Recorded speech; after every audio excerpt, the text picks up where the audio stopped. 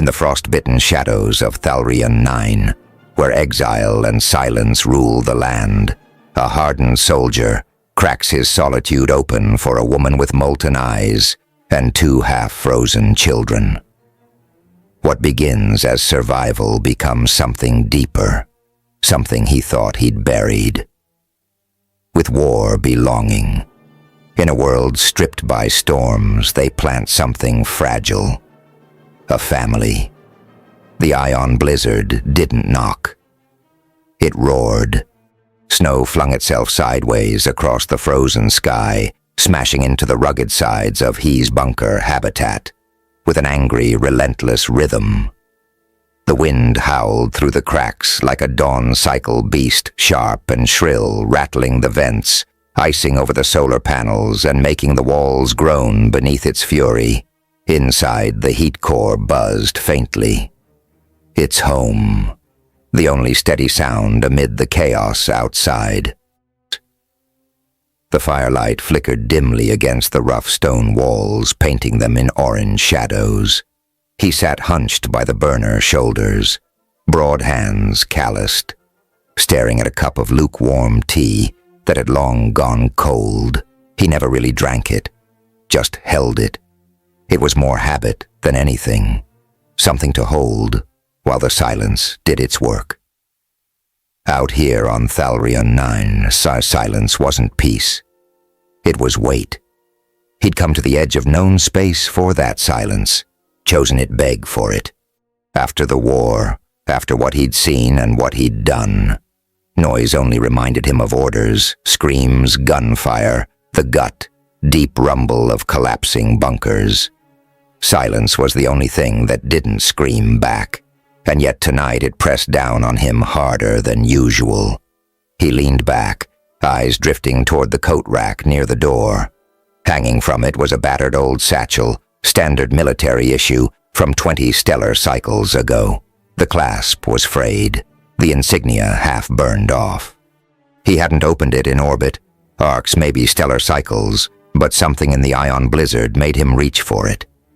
He knelt slowly, unfastened the buckle and pulled out a photo. For people, stare back 3 men and 1 woman all in uniform, smiling. He was on the left, scarless, younger, holding a rifle, like it weighed nothing. The others were gone. He'd buried 2. The third he'd watched bleed out with his head in his lap. He closed his eyes, holding the photo like a fragile relic. That was the last time he believed in something, brotherhood, mission, purpose. A sound snapped him back. Not thunder, not the shriek of wind. A knock, his head lifted. He froze. Another knock, barely audible, then a dull thump like something or someone had fallen against the door. He moved quickly now, instincts kicking in like old gears. He tossed on his thermal coat, grabbed the revolver from its wall mount, and approached the door with caution sharpened by memory. Out here there were no neighbors, no patrols, no lost hikers. Anyone knocking meant trouble.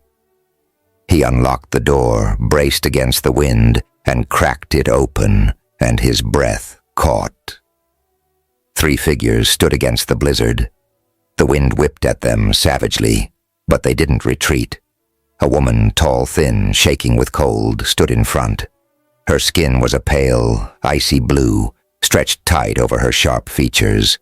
Her long white hair blew like torn silk behind her, matted with frost. Golden eyes blinked against the cryodust, too bright, too deep, and clinging to her legs were 2 children, small, frail, blue skin like their mother, but with short, messy white hair and eyes too large for their faces. The older one, perhaps 6, tried to shield the smaller child with his own tiny body. Though he was clearly freezing himself, he didn't move. He'd seen a lot in war, but this wasn't something he had a box for in his mind. Then the woman spoke. Her voice was low, strained as if it hurt to form words. "Let me stay human. My children need comfort, and I need someone who won't leave." The sentence stunned him, not because he didn't understand it, but because of the way she said it. No seduction, no bargaining, only exhaustion, only desperation. He blinked, too shocked to speak. The boy lifted his head. His lips were blue, his teeth clenched tight. "We haven't eaten for 2 suns," he whispered in halting common. But Mama said someone kind would help. His eyes dropped to the girl, bare feet, no shoes. Her toes were turning purple, and her breathing was shallow. She looked up at him, not crying, not afraid, just curious. "Do you have soup, mister?" she asked. Mama said, "Comfort comes from kind people." His grip tightened on the doorframe. He was not a kind man, not anymore. But even he had limits. He lowered the revolver, stepped aside, and said hoarsely, "Get in." Now the woman hesitated, just a breath. As if she couldn't believe him, then she gently pushed the children forward. They stumbled across the threshold, collapsing near the heat core, arms still wrapped around each other. The woman entered. Last, ducking her head slightly, and closed the door behind her. She didn't look at him. She didn't say another word. He secured the door, locking the ion blizzard outside again. The silence that followed felt heavier than before. He watched them without speaking. The boy curled around his sister like a tiny guardian. The girl pressed her face to the heat vent, eyes fluttering closed. Their mother sank to her knees beside them, still shaking. Her hands were raw and red. The nails cracked. Her clothes were patched with mismatched fabric, little more than rags. He noticed the bruises on her wrists, then half-healed, faint but unmistakable. She was used to suffering, and maybe used to offering herself in exchange for mercy. Cale Renner went to the cupboard and retrieved a pot of leftover stew. He heated it without a word, filled 3 bowls, and handed them out one by one. The woman took her last. She cradled the comfort like a sacred thing, breathing it in before daring a sip. Her eyes glistened, but she blinked the tears away. The boy ate methodically, every motion careful and precise, like food was a resource to be rationed. The girl, Lyora, the boy called her, ate too fast, choked and gasped for breath. Her mother panicked, instantly trying to help, but Cale Renner was already kneeling with a cup of water. "She's okay," he said quietly. "Just too fast." The woman took the water, murmured thanks. Without meeting his gaze, Leora, recovering, looked up at him again. "You have a crack on your face," she said, pointing to the long scar down his cheek. "Did someone break you?" He exhaled a laugh through his nose. "Yeah," he said. "A long time ago," she nodded. "Saw him." "Mama has cracks too, but hers are on the inside." That one landed deeper than expected. Cale Renner stood slowly retreating to his chair. For a while no one spoke. The children curled together and fell asleep. The woman sat beside them, her bowl empty, her arms wrapped around her own chest, as if the heat hadn't touched her. When Cale Renner returned later with a fresh blanket, he saw her laying her own threadbare one on the stone floor.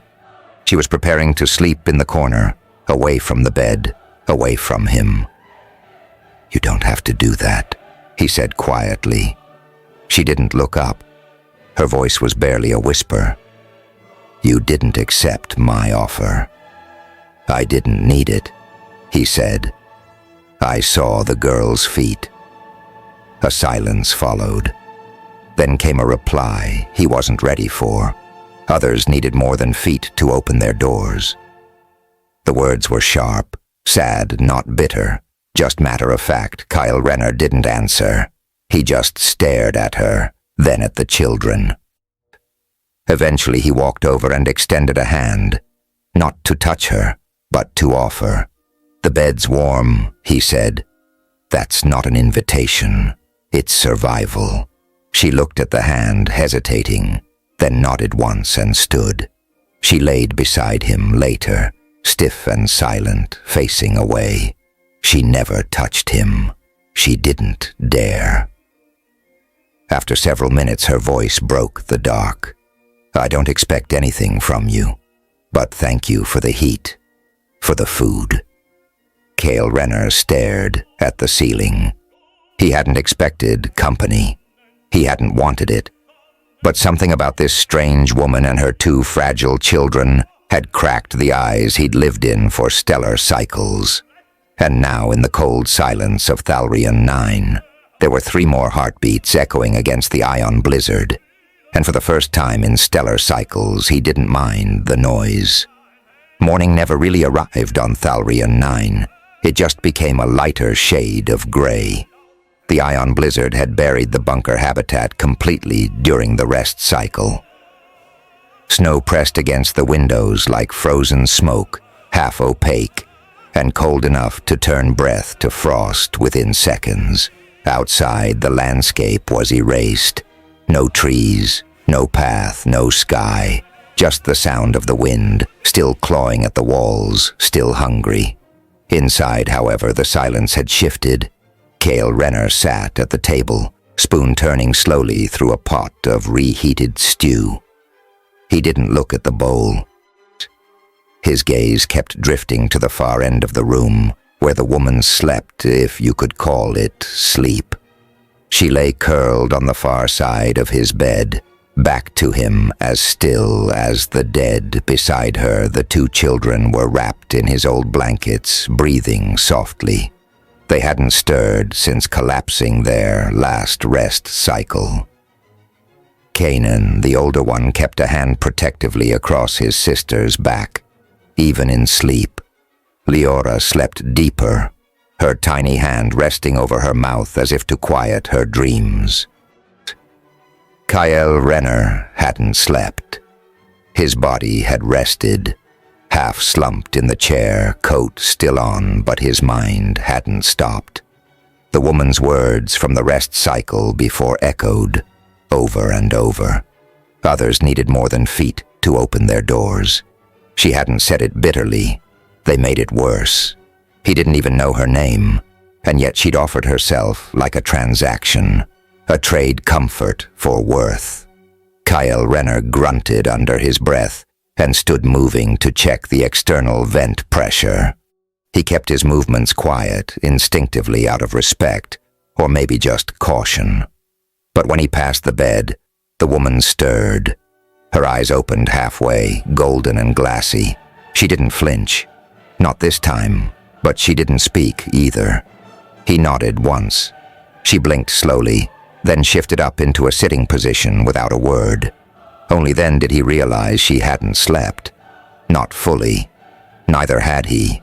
They were both just pretending.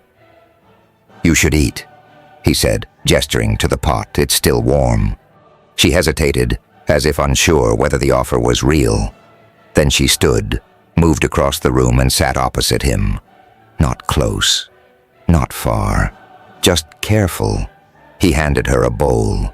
She cupped it in both hands and brought it to her lips slowly. She drank too fast, coughed once, then slowed herself, her eyes never lifting from a bowl.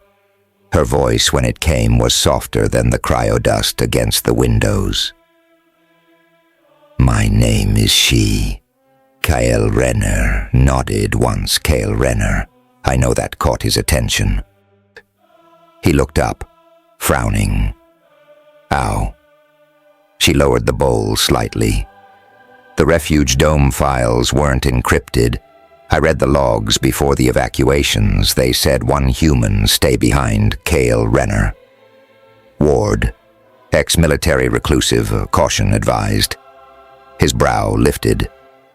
That was stellar cycles ago. She nodded. "But you're still here." Cale Renner leaned back. "Did you come looking for me?" "No," She glanced over at the children still sleeping. I came looking for somewhere the storms wouldn't find us. Somewhere no one would. That answered one question. Maybe not all of it, but enough to make Cale Renner's stomach tighten. You're running. She didn't deny it.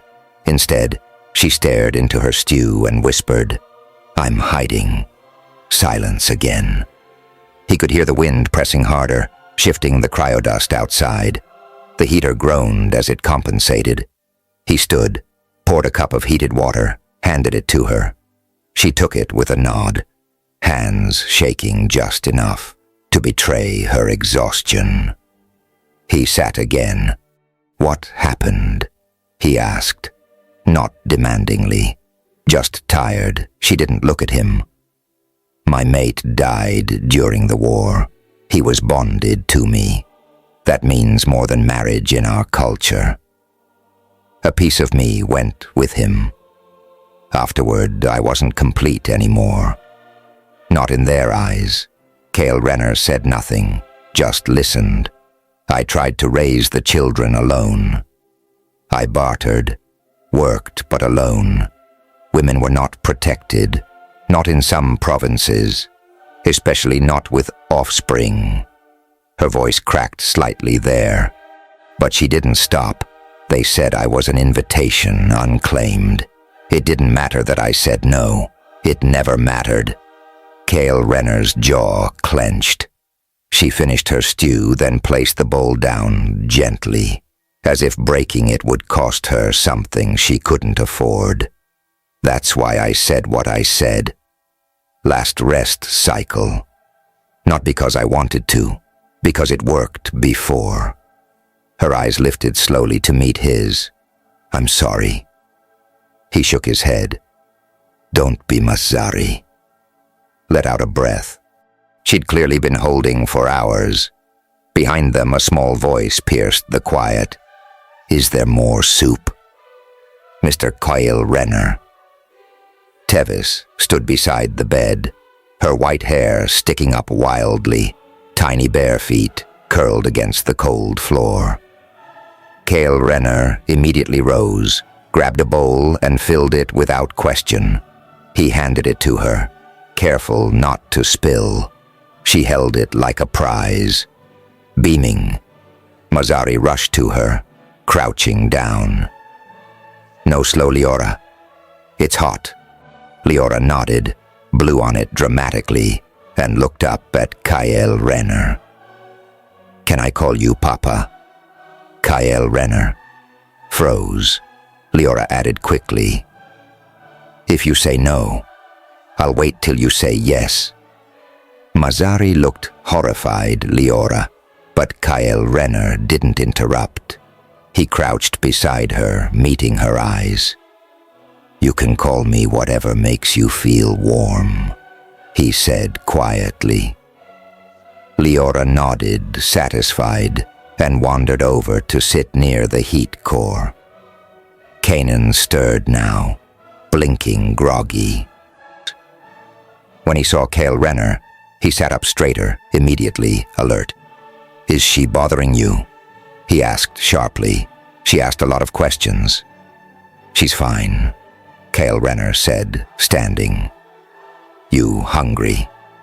Kanan hesitated clearly, trying to gauge whether this was a test. Then he nodded once. I'll get you some... Mazari. Stared at Cale Renner for a moment longer. Then she said something that caught him off guard. She didn't just mean you're cracked, she said. He glanced at her, Leora Mazari said, her voice low. When she said you had cracks inside, she meant it. She sees things others don't. That made him pause, but he didn't reply. Instead, he ladled out another bowl of stew, handed it to Kanan, and sat back down. The bunker habitat didn't feel quiet anymore. There was still silence, but it had changed. It wasn't empty. It was full breathing. Cale Renner found himself watching Mazari as she guided Leora to sit gently, brushing snowflakes from her daughter's hair. The girl pressed closer to her touch, like it was the only anchor she had in the world. They weren't just refugees. They were survivors, and somehow they'd ended up here in his silence. He didn't know what that meant yet, but for the first time in stellar cycles, he didn't want to be alone anymore. Not entirely. The ion blizzard outside could keep raging. Inside the bunker, habitat had changed. It had begun to warm. The cold outside had grown quieter, but it hadn't relented. It had merely sunk deeper, settled like dust inside every crevice of the abandoned moon. Snow no longer slammed against the walls with fury. It pressed now with silence and weight, suffocating in its stillness. Inside the bunker habitat, however, there was comfort, not just from the heater that hummed beside the far wall, but from something subtler, something slower. It wasn't comfort yet, but it was close. Cale Renner had woken before dawn. If one could call anything on Thalrion 9 dawn, there was no sunrise here, just the pale light that occasionally filtered through the snowpack sky, suggesting that the next cycle had begun. He'd made coffee from a nearly depleted tin and stood at the viewport, watching nothing. There was still no horizon, no sky, only white. Behind him, the sound of small feet patting softly across the floor caught his attention. Leora, wrapped in an old thermal blanket, like a tiny ghost, emerged from the sleeping area and stood quietly beside the heater cold. He asked, without turning. She shook her head, then yawned. I wanted to say good dawn cycle to the warm thing first. Kyle Renner's brow lifted. The heater. She nodded, crouching beside it and touching the metal panel with her fingertips. It keeps us safe, so I say thank you. He didn't know what to say to that. He'd fought wars over resource infrastructure and watched entire cities burn because of failed heating cores. And here this little girl was whispering gratitude to an old machine, like it was a guardian spirit. Mazari emerged a few minutes later, her movements quiet and fluid. She didn't speak at first, but she offered Cale Renner a brief nod before tending to her children. She had that distant look again, the one he'd come to recognize as her default state. Alert, reserved, quietly preparing herself to be told to leave. She always acted like this might be the last, this cycle they were allowed to stay. He poured 2 mugs of hot water and handed one to her without comment. She accepted it with a whisper of thanks, then sat beside the heater with Leora and folded her legs beneath her, brushing the child's white hair away from her face. Kanan rose more slowly. He stretched, stiffly hiding a wince as he moved his feet, still sore. Cale Renner asked, kneeling to check the wrappings on the boy's frostbitten toes. I didn't cry, Kanan said, trying to straighten his posture. Even when Mama put the bomb on, that doesn't mean it didn't hurt. Cale Renner replied carefully, unwinding the cloth. The skin was pinker today, less gray. That was a good sign. Kanan gave a tight nod, but said nothing else.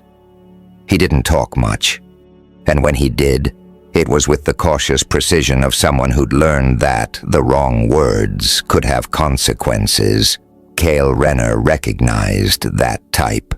He'd seen boys grow up too fast on refugee transport ships, their childhoods crushed beneath the pressure of survival.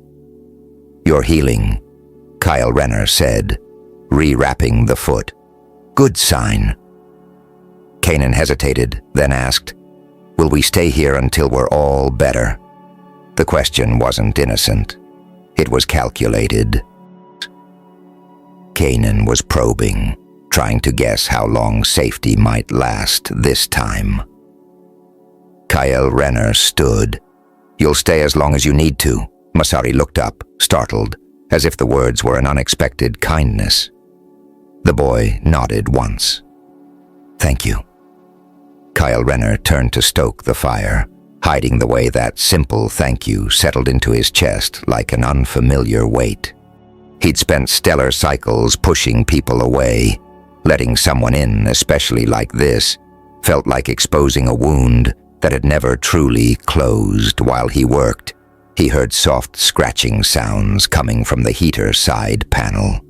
At first, he thought something inside was malfunctioning. He moved quickly, but paused when he saw what it was. Leora crouched low, with a piece of black charcoal from the fire bin was drawing on the metal. Slowly, carefully, 3 stick figures, one tall, broad-shouldered, 2 smaller ones on either side. The middle one had a long black line down its cheek. Leora Masari said sharply, seeing what her daughter was doing.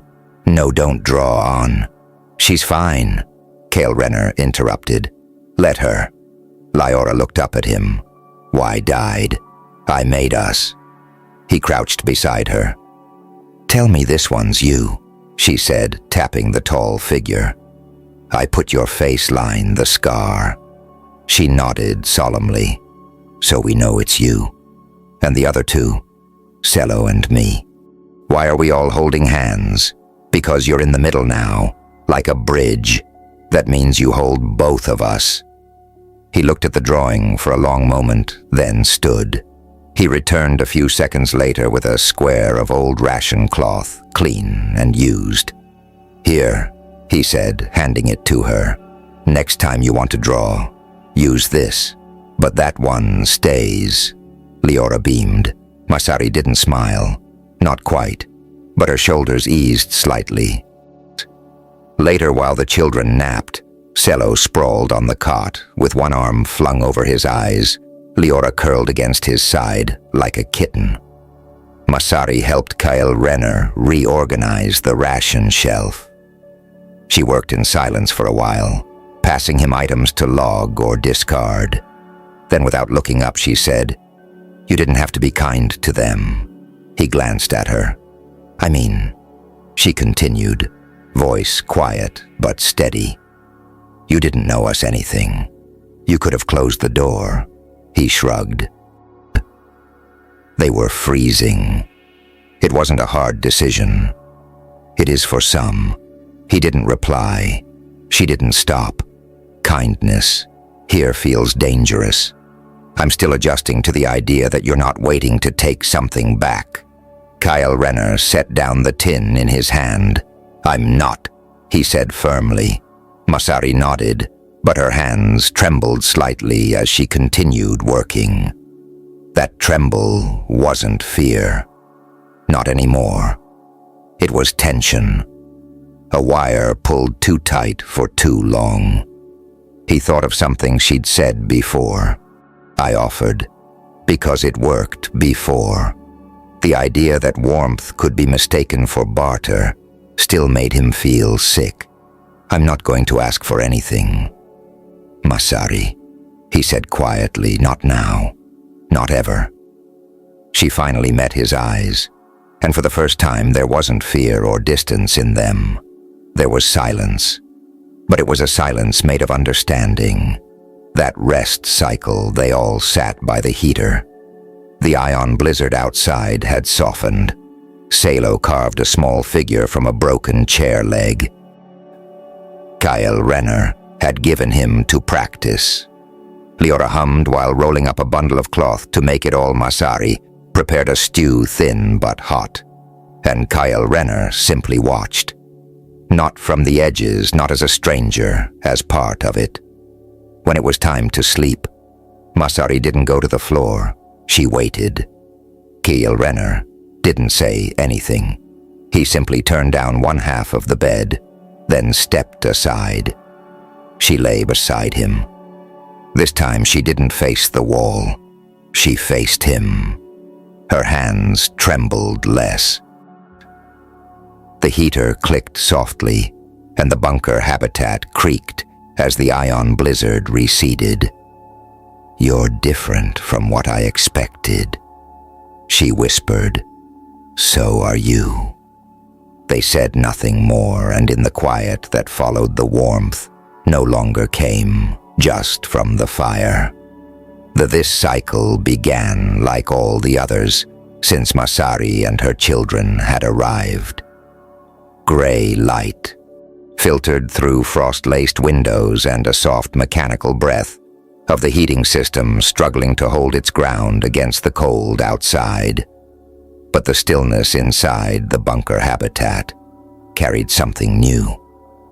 A subtle heaviness, a quiet crack forming in the rhythm they had built. Cello was already awake when Kel Renner stepped into the main room. He sat at the edge of the sleeping mat, one leg tucked beneath him, the other extended, staring down at the wrappings around his foot like they'd betrayed him in the rest cycle. Kyle Renner crouched beside him, grabbing the med kit without a word. He'd done this every dawn cycle. Unwrap, check the circulation, reapply the bomb. But this dawn cycle, Cello didn't lift his eyes. Kyle Renner, the boy said, voice flat, can I go help you today? Kyle Renner glanced at him, then back at the foot he was carefully tending to. You shouldn't be walking too much yet.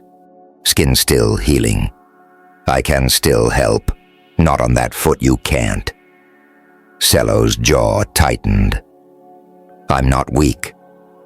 Kyle Renner didn't respond. He gently unwound the last of the bandages. The boy didn't flinch, but the toes were still tinged purple at the edges. Better than before, but not fully recovered. You were out there too long, Kyle Renner muttered. Cello stared straight ahead, fist clenched. I didn't let her walk on the ice, and now you're the one hurting. Kyle Renner, said his voice, softening. That's what being a protector does, but even protectors need to rest. Cello's lips trembled, but he didn't cry. He just nodded stiffly, face burning with frustration. You don't have to prove anything to me. Kyle Renner added. I already know you're strong. Cello swallowed and blinked hard. But what if I stopped being useful?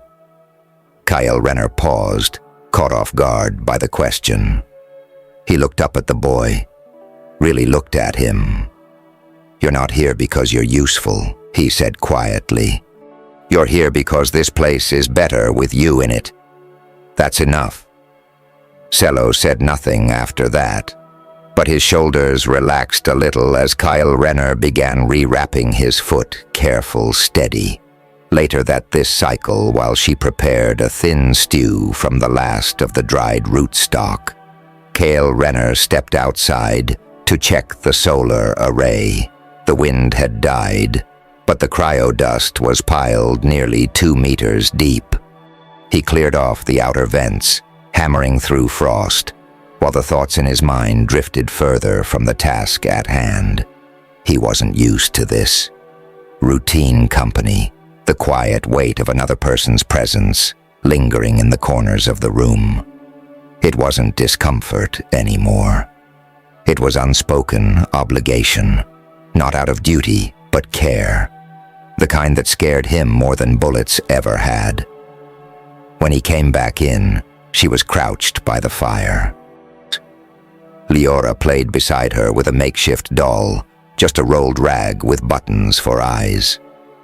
Cello lay on the cot, carving a piece of wood with deep, careful strokes. Kyle Renner leaned his back against the wall and watched them. Watch her. She looked more relaxed now, though her eyes still flicked toward him with that familiar reserve. You wouldn't know, she said suddenly without looking up. Kyle Renner raised an eyebrow. About what? Why we ran. Her voice was calm, but her fingers trembled as they stirred the pot. Why, I said what I said at your door.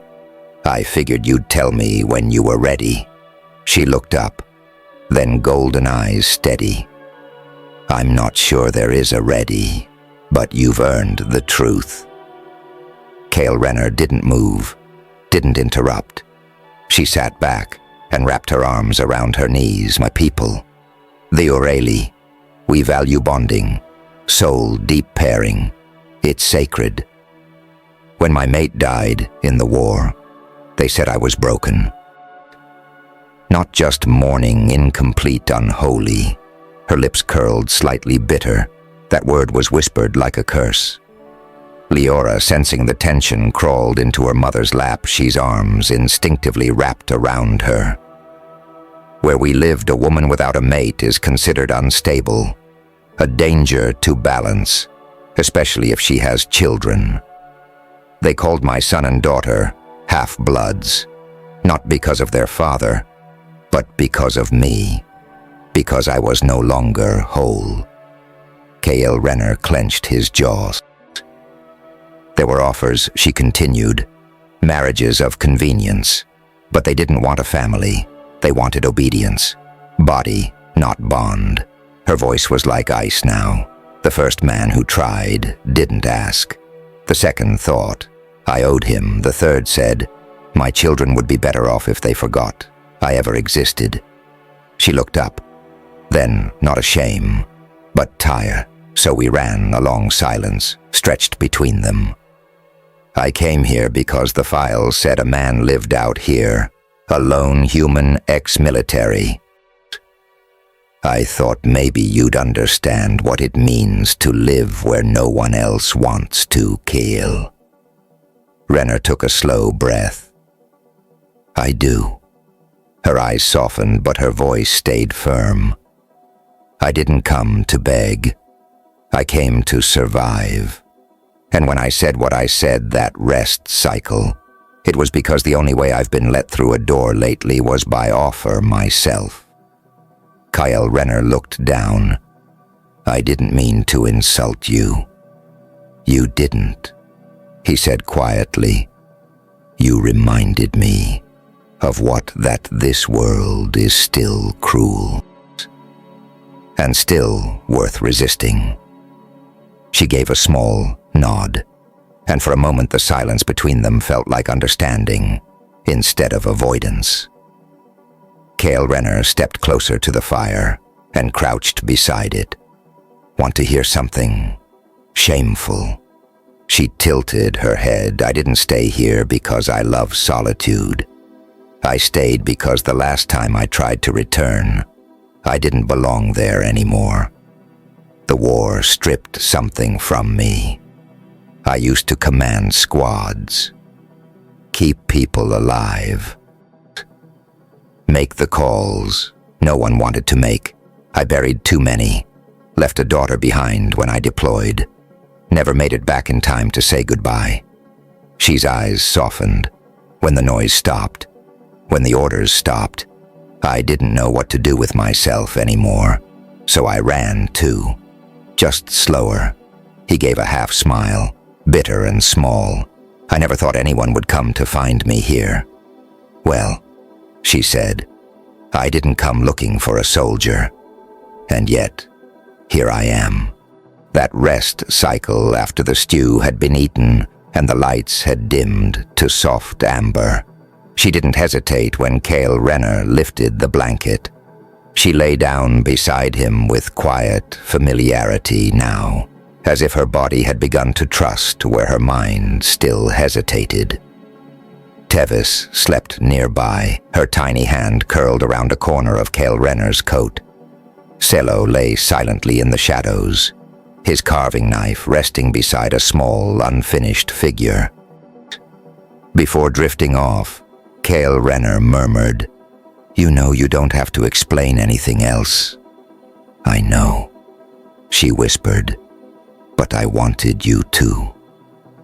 They lay in silence for a while, listening to the faint hum of the heater and the wind pressing against the walls outside Thalrian 9 remained a frozen wasteland.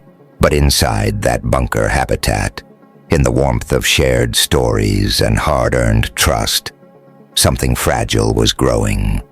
And for the first time in stellar cycles, K.L. Renner Ward felt like he wasn't just surviving, he was healing.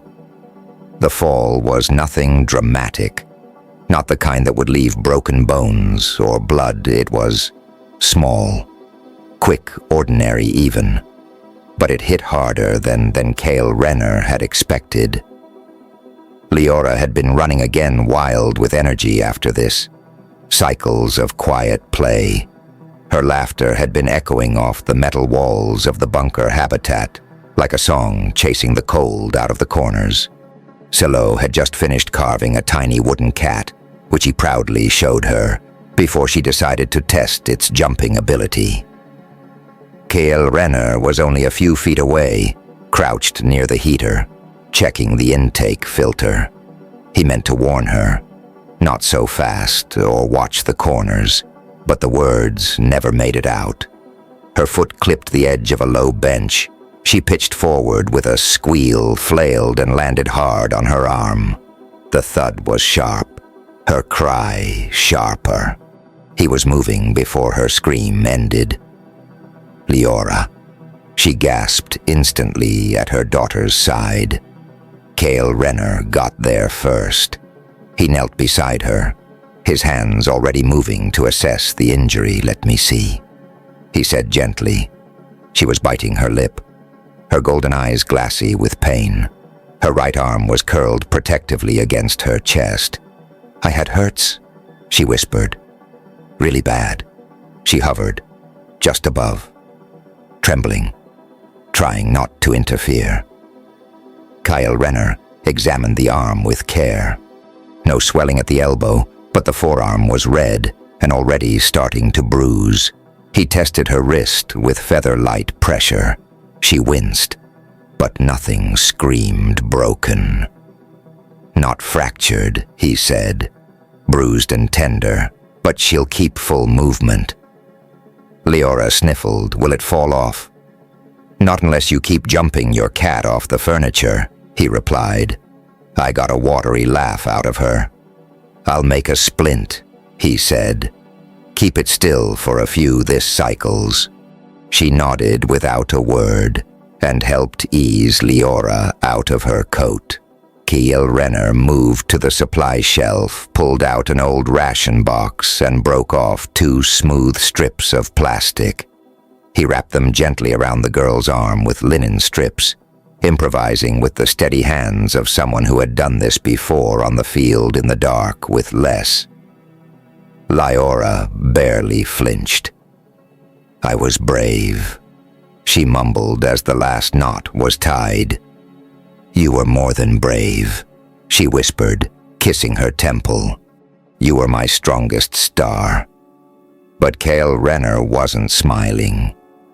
He sat back, slowly staring at the girl's small, trembling form, her white hair sticking to her cheek, her breath still shaky. Something in his chest tightened. It was that sound, her scream. It was too much like the one he hadn't heard in time. He rose without a word and walked to the far end of the bunker habitat. His hands found the wall, pressing against the cold metal. He stayed there silent, shoulder stiff. Serenalura watched him. She didn't speak for a moment, but when she did, her voice was soft, low, a whisper meant for him alone. "You're not panicking because she's hurt," she said. Cale Renner didn't move. "You're panicking because you've heard that cry before." Still, he said nothing, but his jaw flexed just once. Serenalura approached slowly, barefoot, quiet. She didn't touch him, just stood close enough that he could feel her presence like heat. "My daughter," he said. "Alas." The word sounded strange in his mouth, like metal scraped against stone. Her name was Naira. She was 6. He closed his eyes, breathed in through his nose. "I left for my last deployment, thinking I'd be gone 3 drift spans. They said it was routine, nothing complicated. I promised her I'd be back before her birthday." He swallowed hard. "She asked me to bring her a stone from the red moons, so she wanted to paint it and keep it under her pillow. For dreams, I told her I'd bring 3. Serena Lura said nothing. She stood in stillness, listening. She got sick. Cale Renner went on. A fast-moving fever. Something rare. It came out of nowhere. 1 solar spin, she had a cough. 2 solar spins later, she couldn't breathe. He stared down at his hands as if they still held something they could never let go. My wife, her mother, called my unit, begged them to reach me. But I was underground. Communications. Blackout. It took them too long to find me. And by the time they did, he shook his head. I missed her by 6 hours. 6 damn hours. His voice cracked. Just once. When I finally got home, the house was empty. My wife had gone. No note. No forwarding address, just nothing. Serena Lura finally moved. She reached out and rested her hand gently against his forearm. Not to pull, not to comfort. Just to say, I'm here. I came here because I thought if I disappeared far enough, maybe I could outrun the sound of it. She didn't respond with pity. Didn't say she was sorry. She didn't have to. Instead, she stepped in front of him slowly, carefully. And then she said, I carry my mate's body back myself. They told me I should have left him, that a woman with children had no business retrieving a dead soldier. But I couldn't leave him alone on that field. She looked up at Cale Renner, with eyes like molten gold. When I got back, they call me unfit, dangerous, unclean. I didn't follow the rules of grief. I didn't let go when they told me to. Cale Renner met her gaze, and now he asked. Now she said, I'm still grieving, but I'm not alone anymore. She reached up, touched his face, softly, reverently. Her fingers brushed the edge of his scar, as if trying to map the pain etched into him. You didn't fail her, Cale Renner. Yes, I did. No, she said firmly. You loved her. That's not failure. That's proof. His breath caught. She would have been proud of the man you became, Missouri whispered. The one who opens his door to freezing strangers who hold a broken child and says, she'll be okay. Who gives his only socks to a doll that drew a laugh out of him, a real one. It cracks something open and release the weight. Pressing on his ribs, they stood like that for a long moment. The two of them bathed in silence, but not the hollow kind, the full kind, the healing kind behind them. The soft sounds of sleep filled the bunker habitat.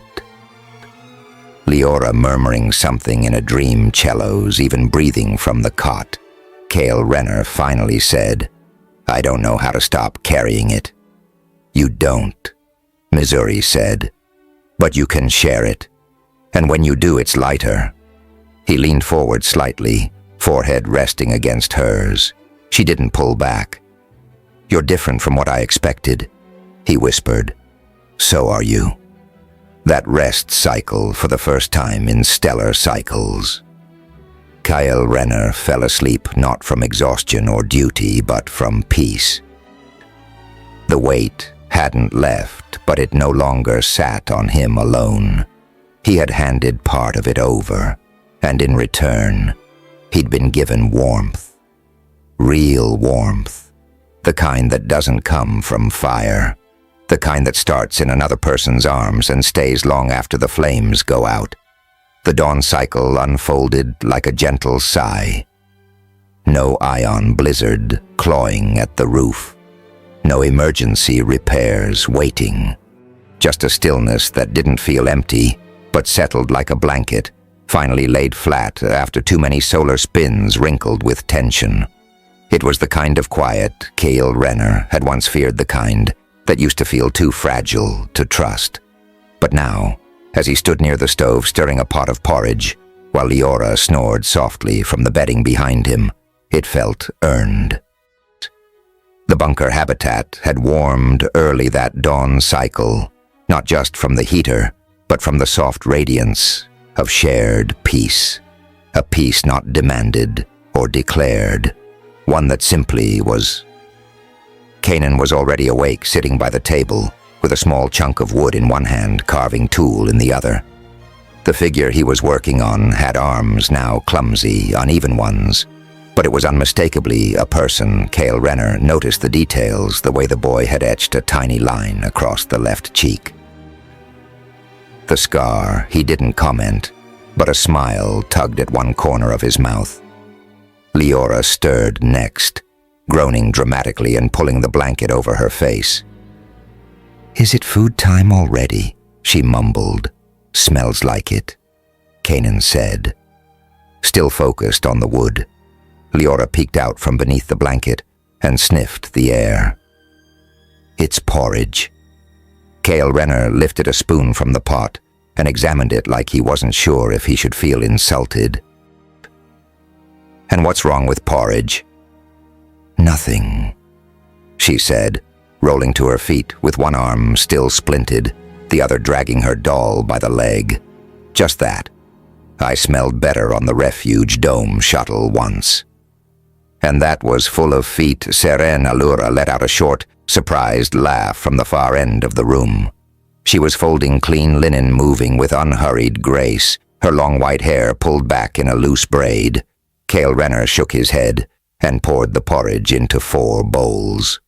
"You eat it, or you smell like feet next. Your call." Leora grinned and climbed onto the bench beside Kanan, who was now putting finishing touches on his carving. "Is that me?" she asked, tilting her head. Kanan nodded. "You with your arm bandaged, in your big head. My head's not big. It's a little big. I'm growing into it. You're not supposed to grow sideways." Seren Allura stepped between them, placing a gentle hand on each of their heads. "Eat, or I'll make you smell like feet." They quieted quickly, lips twitching in half-suppressed smiles. Cale Renner set the last bowl down in front of Seren Allura and took his own, sitting across from her at the table. He didn't say much. At first, he never did during meals, but his eyes lingered on the peaceful disorder of it all. A half-finished carving. A doll with one. "I'm missing." Steam rising from chip bowls. Not perfect, but real. After breakfast, Seren Allura cleaned the dishes while humming a soft tune in her native language. Leora hummed along off-key but enthusiastic, while Kanan returned to his carving, now attempting legs. Cale Renner took the opportunity to reorganize one of the shelves near the back wall, where emergency tools have been piling up in lopsided clusters as he sorted through a tangle of old cords and half-burnt solar panels. Seren Allura's voice floated over from behind him. "Thank you." He glanced over his shoulder. "For what?" "For today. It's just a quiet dawn cycle. That's what I mean," she said, wrapping the last dry cloth around a clean mug. "You gave us a solar spin that asked for nothing. No danger, no running, no proving we deserved to stay." Cale Renner paused, then turned fully to face her. "You don't have to prove anything anymore. Not here." Her eyes held his for a long moment. "I believe you now." Leora interrupted, before either of them could say more, holding up her doll with pride. "Look, I made her a dress from your old sock, Seren." Allura blinked. "Which sock? The blue one with the hole?" "That was your only thermal pair, Cale Renner," Seren Allura said, half amused, half horrified. "It was the left one," Cale Renner replied dryly. "The hole made it an underperformer. She said it was too itchy for your feet, but perfect for her dolly soul," Leora added solemnly. Seren Allura laughed again, the sound fuller this time, carrying into the corners of the bunker habitat. Cale Renner didn't laugh often, But when he did, it was quiet and real, like something exhaled after holding your breath for too long. As the solar spin unfolded, no one asked for more than what was already there. Kyle Renner repaired a loose drawer. Cello finished the legs on his carving, and shyly asked Kyle Renner if he wanted to keep it. Leora spent nearly an hour painting rocks outside the airlock. With melted wax crayons, Serenalura combed through the cabinet and sorted supplies with the steady focus of someone who finally trusted. Tomorrow would come. Later after lunch, Serenalura joined Kyle Renner by the window, both of them sitting in silence, shoulders almost brushing. The cryodust beyond the glass shimmered with soft light. No footsteps, no alarms, just endless untouched white. "Do you miss it?" she asked suddenly. He looked at her, puzzled. What? The war, the movement, the feeling of always doing something. He shook his head. "No, I miss the people, not the chaos." She nodded slowly. "I used to miss being needed. Now I just want to be chosen." Kyle Renner turned his head toward her. "You are." Their eyes met again, and something passed between them. Nothing loud, nothing dramatic, just recognition, quiet and clean. That dusk phase as the sun's weak rays faded behind layers of frozen mist, the four of them gathered near the heater again. Tiba fell asleep first, curled up against Serenalura's side with her doll tucked beneath her arm. Kanan leaned on Kyle Renner's leg as he read from an old mission manual repurposed as a bedtime story. More technical than entertaining, but Kanan listened like it was poetry. When the children were both asleep, Kyle Renner moved to bank the heater and dim the lights. Serenalura remained seated on the floor, arms wrapped around her knees. "You didn't ask me anything today," she said quietly. "Didn't need to." Kyle Renner replied.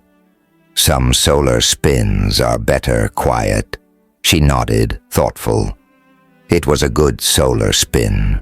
It was and it was not because anything happened, but because nothing did. No past chased them. No future loomed. Only warmth, breath, quiet, and the subtle extraordinary miracle of peace. A solar spin that asked for nothing and gave everything. The cryodust had stopped, sometime during the rest cycle. By dawn, cycle light filtered through the windows in a way it never had before, soft golden and wholly unexpected. It touched the walls like an old friend, knocking gently at the door. For the first time, in what felt like forever. Kyle Renner could see past the frostmere glass. The landscape outside had shifted from a pale void to something defined. White hills, shadows stretched long by dawn cycle light, and the faintest blush of blue in the sky. Inside, the air was still cool but no longer biting. The heater hummed, but it wasn't struggling. The bunker habitat was quiet, and yet not the fragile quiet of tension. It was the kind that came after deep sleep and peace. Kyle Renner was already awake. He'd been up before the others, standing at the window, sipping a weak brew and listening to the world breathe. Behind him, blankets rustled. Leora stirred first, murmuring in her sleep, and flipping her doll to the opposite side of her pillow. Cello remained wrapped like a cocoon, his chest rising and falling evenly. And then Seren. Allura moved. Kyle Renner didn't turn. He could hear her bare feet crossing the floor, soft as falling cryodust. Her reflection flickered faintly in the glass beside his. She stood close, but not touching. "The sky is blue," she said quietly, her voice still heavy with sleep. He nodded. "Hadn't seen in a while." "It feels strange." "It does." They stood like that for a moment longer, letting the warmth of shared silence settle between them. Cale Renner set his cup down and finally looked at her. Her hair was a little tousled, lips still marked by sleep. She wore one of his old shirts now, too long on her sleeves, rolled. Somehow it suited her more than anything else she'd worn. He studied her face, without hiding it this time. The faint lines of exhaustion beneath her eyes were softer now, no longer etched deep. She looked different in the light, not just less guarded, but alive in a way he hadn't let himself hope for. "Sleep well?" he asked. She gave a slow nod. "I think I did." Lyora's sleepy voice cut through the stillness behind them. "Is it a soup solar spin or a biscuit solar spin?" Cale Renner smiled. "Biscuits. If someone didn't finish them all yesterday, I only had 4. "You had 5, Cello mumbled without opening his eyes. "I shared 1 with my dolly, so technically 4.5. Seren Allura stepped away from the window, brushing Lyora's hair gently. "Wash first, then biscuits. No arguments." As they moved into their dawn cycle routine, Cale Renner remained by the window a little longer, watching them. It still amazed him how quickly they'd made the bunker habitat feel like something more than shelter. It felt like a home. He'd spent stellar cycles building its walls, but they had filled the space between them. After breakfast, Cello and Lyora played a quiet game near the heater, while Seren Allura washed the dishes in the small sink, humming softly. Cale Renner dried them beside her, their arms brushing occasionally in the narrow space. It was one of those casual moments, mundane even, but in the corner of her mouth, he saw something that hadn't been there before. A small, private smile. When she turned toward him to pass the last bowl, their hands touched. Nothing dramatic, just fingers brushing over ceramic, but the warmth there lingered. She didn't pull away, neither did he. Her gaze met his, held it, and this time she didn't look away.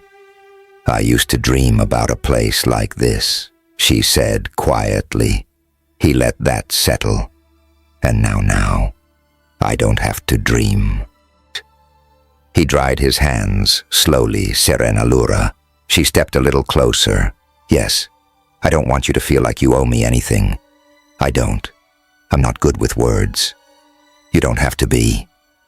His breath caught slightly when she lifted her hand, fingers brushing the side of his face. Her thumb rested gently against the edge of his scar, tracing the rough line like it was something worth memorizing. "You were the first place we landed that didn't hurt," she whispered. And before he could think, before he could say anything more, she leaned forward and kissed him. It was a quiet thing, not rushed, not hungry, just steady. Sure, her lips were soft and cool at first, but the warmth between them grew quickly. His hand found the side of her waist, steadying her, grounding both of them. The kiss deepened slightly, not in intensity, but in meaning. It wasn't about passion. It was about arrival. When she pulled back, her eyes stayed closed for just a breath longer than his, and when they opened, she looked lighter, like something heavy had finally slipped from her shoulders. "You're not what I expected," she said. He smiled faintly. "You either." From behind them, a small voice piped up. "Are you kissing?" Lyora stood by the heater holding her doll upside down. Her expression was half curious, half scandalized. "Seren." Allura blinked, then chuckled. "Yes, sweet one. We were." "Does that mean we're married now?" "No," Seren Allura said. It means we care about each other." "Oh," Leora nodded wisely. "That's even better." Cello didn't look up from his carving. "You owe me 3 biscuits if they kiss again before supper." "Deal." Leora whispered her doll. Kyle Renner laughed. Really laughed for the first time in stellar cycles. It surprised even him how natural it felt, like air rushing into lungs he'd forgotten how to use. Serenalura stepped beside him and rested her head against his shoulder, her hand finding his and curling her fingers around his palm. They stood there for a while, as the sunlight crept across the floor, stretching warm fingers over the blankets, the half-finished drawings, the carved figures and crooked tools and chip bowls, everything imperfect, everything real later. As the sun dipped low, Serenalura looked out the window and murmured, "When spring comes, maybe we plant something." Kyle Renner glanced at her. "You think the soil's good enough?" "I think we are." That rest cycle after the children fell asleep, they shared the bed, not out of necessity but choice. No fear, no flinching, just warmth. And when the lights dimmed and the bunker habitat fell silent again, Kyle Renner reached out and gently pulled her close. Not because he had to, but because he wanted her there. Not for survival, but for life. Because home wasn't where you hid from a cold. It was where you let someone kiss you until you forgot what loneliness ever felt like. And Kyle Renner, ward, soldier, exile, man made of silence, was finally warm. Months had passed since the Ion blizzard. Thalrian 9 had begun to thaw slowly, like an old wound learning how to close, where once there was only white and wind and cold that clawed its way into bones. Now there were hints of green, small at first, shy moss at the edge of the path. A few patches of grass curling up through melting ice. Life where for stellar cycles there had only been silence. And behind the bunker habitat, in the uneven stretch of land, Kyle Renner had once called the scrap field. A garden had grown. It hadn't started with much. Just a few seed packets Serenalura had found, sealed in a storage crate, half expired and written in a language she couldn't fully read. Cello had cleared the stones Kyle Renner had built, low fencing from broken panels. Leora named every seedling. Now, under the hesitant warmth of Thalrian 9's pale sun, the plants had bloomed, short-stalked, green roots, clustered berry weed, and fat twisting stalks of fire fruit leaned under their own weight, ready for harvest. And the 4 of them were there, hands in the soil, laughter echoing through air that had forgotten what it meant to carry joy. Kyle Renner knelt at the edge of the plot, wiping sweat from his brow with the back of his hand. He wore his sleeves rolled high and his boots muddy, and he couldn't remember the last time he'd smiled this easily. "Pull from a base," he said gently, guiding Leora's hands. "Not the top. You'll snap the stalk." She nodded, tongue poking out in concentration as she gripped a stubborn fire fruit. "Like this. Twist first, then pull. Like when I open your toolbox, exactly," he chuckled. "Only this doesn't explode if you do it wrong." "Good," she said, yanking the fruit free with a triumphant sound. "Because I didn't like when the blue one fizzed. That was a plasma cell, not a fruit." Serenalura called from across the garden, her arms full of harvested greens, and you were told not to touch it. She was helping. Cello defended his sister, holding up a cluster of bright leaf greens. We were exploring. "You nearly disabled the entire power grid," Kyle Renner added. "But we fixed it," Cello said with a shrug. Serenalura met Kyle Renner's gaze across the garden. Her expression was full of warmth and mischief. The kind he now knew was her version of laughter. Her long white hair was tied up in a loose braid, strands coming undone in the breeze. She looked like someone who had belonged here forever, and maybe Cale Renner thought she always had. By midday, the harvest was nearly done. Sacks of vegetables lay stacked near the shed, and the sun, weak as it was, bathed the clearing in golden light.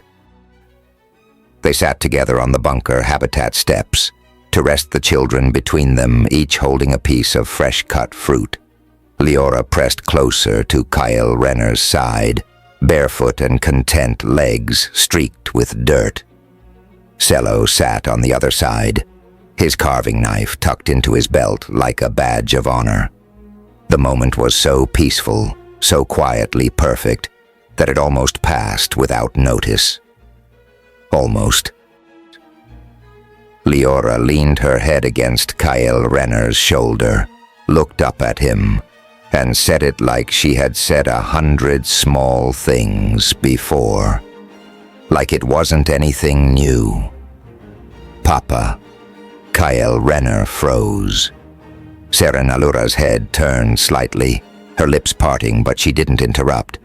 Cello shifted, folding his arms across his chest like he'd been waiting. "Yeah," Cale Renner said. "Careful." Leora held up a berry-stained hand. "I think this one's for you." He took the berry from her and tried to swallow the emotion that rose in his throat. She leaned into him again and whispered, "You're my papa now, right?" He looked at Serenalura. She was watching him, eyes shining. No hesitation in them now. Just quiet. Hope. Cale Renner nodded slowly. "If you want me to be." Leora gave a firm nod, satisfied. "You already are." Cello's voice followed, less playful, more serious, but no less sincere. "I've been calling you that in my head for a while," he said. "Just didn't know if I was allowed to." Cale Renner turned to him. "You don't need permission for that." Cello nodded, then it settled, and just like that, it was not with ceremony, not with grand declarations, but with dirt under their nails, sun on their backs, and the weight of the past, finally light enough to breathe, beneath. Later, when the children had gone inside to wash up and argue over who got the last piece of dried fruit, Cale Renner remained on the steps beside Serenalura. They sat in silence for a while, watching clouds drift lazily over the thawing sky. Then Serenalura leaned her head on his shoulder. "You always imagine it like this?" she asked. He thought about it, then shook his head. "I didn't imagine it at all. I never let myself." She smiled. "And now, I don't have to imagine anymore." He turned his head slightly, brushed a kiss against her temple. "Now, I just get to live it." She closed her eyes, let herself rest against him. For the first time in stellar cycles, there were no weapons within reach, no alarms set, no threats looming in the cryodust. There was only warmth, earth beneath their feet, two children giggling inside a woman who had survived hell, now smiling at the sound of her daughter calling someone Papa, and a man who had once been a soldier, once been nothing more than a shadow in the frost, now rooted in something he never thought he'd find again. Family. It hadn't come with war or victory. It had grown in silence and bloomed in spring,